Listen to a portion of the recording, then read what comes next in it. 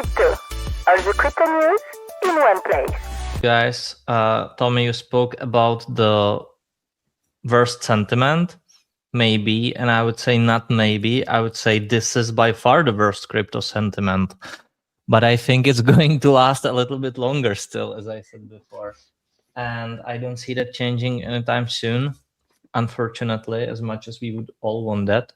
I think it's far worse than in 2022, not even close. I would say it's like far worse, because in 2021 we had, that amazing alt season, right? Like there was a bear market, but compared to the current one, it didn't last that long. There was a excitement in 2020-21, and yes, 2022 was bad, but it was quick. If you think about it, most of these alts are wrecked since 2021. There was nothing. It's just exhaustion. And so people are feeling it, to the core. 2026, I think, will be a really fun year. I think it'll be great for Bitcoin. And right now, what's happened is we have a clean slate. So after December, large option expiries rolled off, a lot of futures rolled off. And so we basically have little leverage in the system, and it's a clean board for everyone to start building new positions to anticipate 3 months, 6 months, 1 year from now. So that's great, because there's no inertia and gravity that is counteracting pre-existing positions that people might have had that seasoned throughout 2025. And what I've been sharing with investors is that 2025 was really marked by a bunch of covered call selling activities. So if you were coming in 2025 in January and February, and you were selling calls expiring in June, September, December, because you were really excited about Bitcoin momentum post-Trump. This is insane. Did Trump just accumulate 652,174 BTC from capturing Maduro? Buckle up, because it may be even more bullish than that, my friends. Despite stocks and shiny rocks being at all-time highs, Bitcoin being down 30% from its high, you better not get too excited, bears, because despite the drawdown, the diamond-handed Bitcoin ETF boomers' cumulative flows are down less than 10% from their October top. And sovereigns, they bought the dip. That is why the main thing I want to show you guys is this: supply squeeze. Supply falls to a 7-year low. 7-year low, and continues to drop, because we do have a lot of people that recognize Bitcoin is here to stay, no matter what the price says. Because they've been here long enough, or they've seen enough with the world, and they're like, okay, no more. I want to opt out of all the inflation and overprinting and debt. I want to opt into something better. This is the reason why you have these whales that are accumulating, companies that are accumulating, institutions that are accumulating, countries that are accumulating. And as we know, Bitcoin is scarce. There's only so much to go around. So whatever happens temporarily, with Bitcoin's price, it's just a blip, basically. It's a distraction. The big news is Ethereum, just in Morgan Stanley. It says 1.3 trillion here, but when you look at their wealth advisory versus their wealth management, where they actively manage versus passively manage, they have a lot more than 1 trillion. You find numbers as high as 8.2 trillion as of June of 2025. So $8 trillion Morgan Stanley filing the registration for an ETH trust with the SEC. What does this mean? They're adding a staking ETF to their growing crypto lineup. So they just filed the paperwork with the SEC. They plan to engage third-party staking service providers to stake undisclosed amount of their ETH bag for passive additional yield. And this is going to be their third cryptocurrency ETF filing. So on October 10th, we have the trigger. MSCI, originally a Morgan Stanley division, announced a proposal to remove digital asset treasury companies from its global indexes. That included firms like MicroStrategy and Metaplanet, whose balance sheets hold billions worth of Bitcoin. This wasn't a small change, because the MSCI indexes guide trillions of dollars in passive flows. If those firms were removed, pension funds and ETFs would be forced to sell, institutional exposure to Bitcoin would shrink, liquidity would tighten sharply, and just minutes after the announcement, Bitcoin dropped nearly $18,000, erasing more than $900 billion from crypto's total market cap. then the 3-month pressure window. The consultation stayed open until December 31st, meaning 3 full months of uncertainty. That overhang froze demand. Passive investors avoided exposure, index-linked funds risked forced selling, prices stayed weak, sentiment collapsed, and during this period, Bitcoin dropped about 31%, altcoins even more. It was the worst quarter for crypto since 2018. Wyoming has just picked Solana to roll out a monumental move for crypto. A state stablecoin is coming. We're going to take a look at some of the details behind this. What it could mean for Solana's long-term outlook. Many people are looking at this short-term price action thinking it's over, man. We're going to look at what really could be in the future for Solana from this monumental move. You guys may have seen my interview with him from Chainlink SmartCon. He says, for the anti-rewards / yield crowd currently threatening to withhold their support for the Clarity Act, I would remind you that tanking the bill over the issue preserves the status quo, which you allege is intolerable. You will have achieved nothing. Be reasonable. So this is targeting to the people who are being lobbied by the banks, some Democrats, possibly some Republicans as well. So the gloves are coming off here, folks. Ron Hammond, who used to be at the Blockchain Association, he's now at Wintermute, said the White House siding with crypto industry on stablecoin rewards issue within the market structure legislation, not ideal for the bank lobby. So this is important because Trump, look at this, because today Trump-backed World Liberty Financial seeks U.S. bank charter to bring USD1 stablecoin fully onshore. So Trump is bullish on crypto. His family and all these guys have crypto businesses. They have their own stablecoin via World Liberty Financial. Whose side do you think they're going to be on? The bank side? No. So I think the banks are in a losing position. That's not to say they're not going to try to fight, right? That's not to say they're not going to hand checks out to Elizabeth Warren and Maxine Waters and all these people.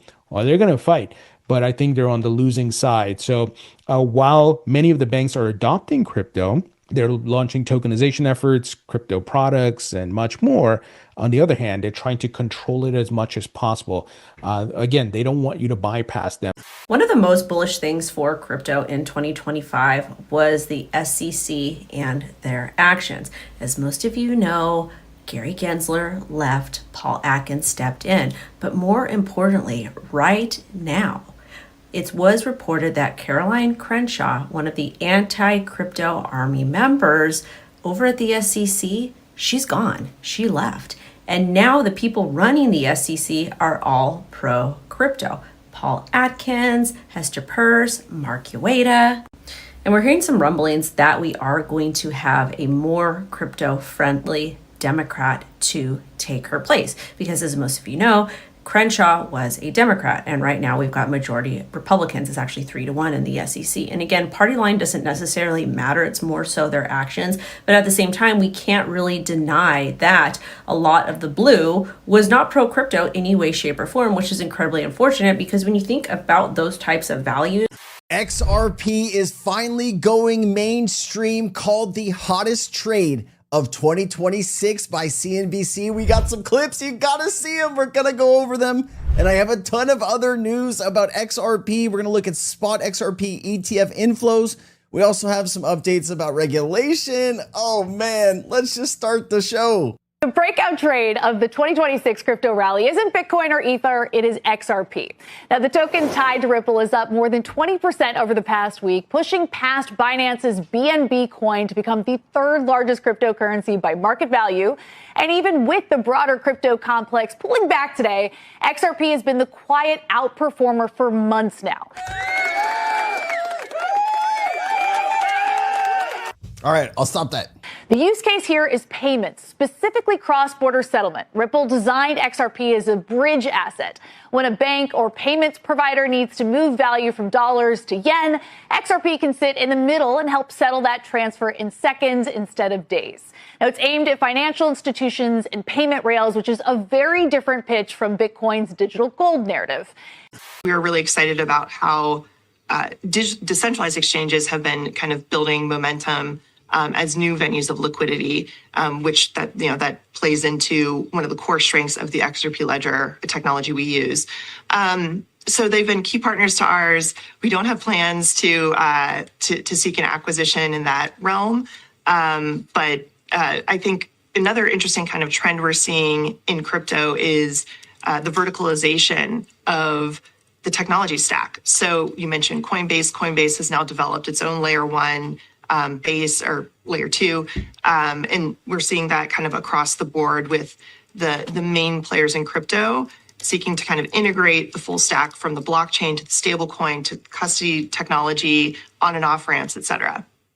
All right, good stuff. Monica Long, really appreciate your joining us and hope to catch up with you again. Ripple President Monica Long there on Bloomberg Crypto. So there you go, guys. That was Monica Long. We referenced it earlier on today in our video update, but I wanted to highlight even more about all of this and, just to kind of give you guys a clear picture of the road ahead for Ripple, what it means for us as XRP holders. Now, we have another absolutely massive delta coming up relating with Trump. We have a 1-year anniversary of the Ripple team. We have Brad Garlinghouse and Stu Aloradi having a private meeting, a dinner with President Trump at Mar-a-Lago, sparking optimism for XRP and sparking that we could see something going on with Trump and XRP and Ripple. Do we have some sort of deal being made during this dinner? And we can see, guys, we also have green candles in the background and the reference to the BG123 ship. And we have many bullish tweets from David Schwartz. We can see we have a nice big green candle on 1/2/26, and starting on this dates, January 2nd, XRP went from $1.87 to $2.41. We do have more bullish tweets from David Schwartz coming true, and also we have lots of green during New York Eve's party as well. So a lot of connections coming true. Back in 2009, Mike said, so many questions, but it's rare that I encounter truly revolutionary ideas. The last time I was this excited about a new monetary scheme was when I discovered Ripple. If you have any thoughts on Ripple, I'll love to also hear them. And then Satoshi replied saying Ripple is interesting in that it's the only other system that does something with trust besides concentrated into a central server. And you're probably wondering, why is this important? Because the timing of Mike Hearn going over to R3 and working on Project Corda. Because if you guys recall, Corda was one of the settlement assets. XRP was one of the settlement assets on Corda.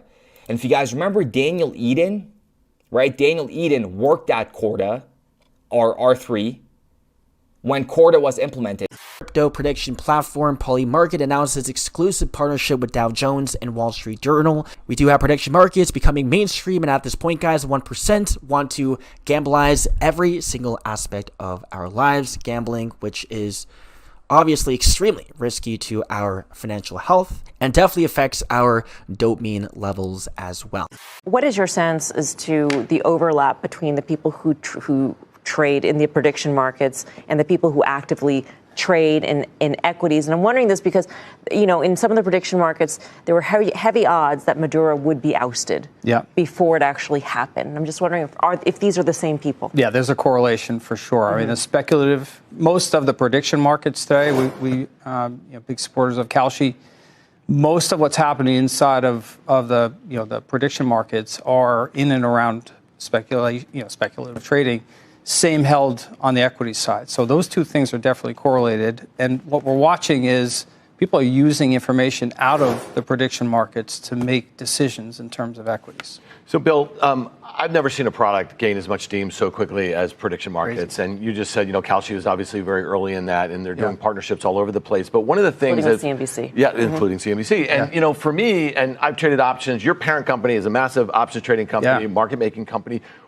I would say Hong Kong is turning at 180. Back in 2021, Hong Kong, like how they trade crypto, is still a gray area. But right now, we are seeing Hong Kong government entities attending crypto event. Like they are going on stage to give speech to support Web3, to support crypto innovation. So I would say, Hong Kong is going all in because we have to make crypto and digital assets work. Well, how does that work? Because I feel like there's a dichotomy, a split. I mean, not huge, but between Hong Kong and China. And it seems like they want one part and Hong Kong wants another part. Am I wrong in that assumption?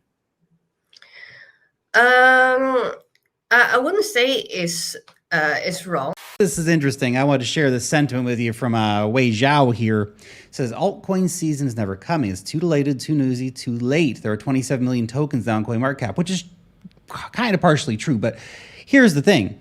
Even though millions of tokens have been made, you have to understand that 99.99% of those have no bid, no listings, no liquidity. They're dead. They are meme coins that were created, lived for a day, and then they're gone.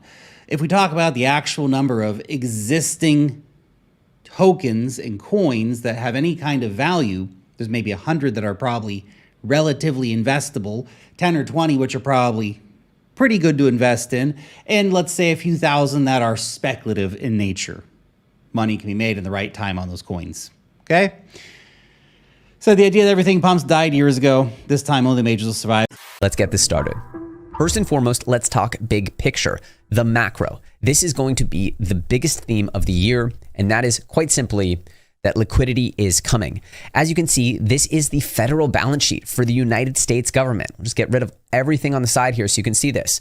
For the last 4 years, we've pretty much seen a full destruction, a downtrend of this Federal Reserve balance sheet. And for the first time, you can see here, we are seeing the reinflation of the balance sheet. This is something that we didn't see except for this period here, which was the Silicon Valley Bank bailout. And Silvergate, there was a few of those banks in early 2023 that needed bailing out. And so the emergency injected some liquidity. But aside from this little moment of crisis, which did pump the bag significantly, if you remember, we haven't seen a rise in liquidity on the federal balance sheet since it ended right here at the very beginning of 2022.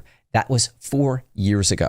Now, remember, we do have the shutdown deadline at the end of this month, and we do have another FOMC, and we do need to hear from Trump, who is going to be the next replacement for Jerome Powell. There's things that we're pending, guys, right? But with this, I tell you, what are we going to do? We can control how much you buy, how much you sell. This is the bear flag.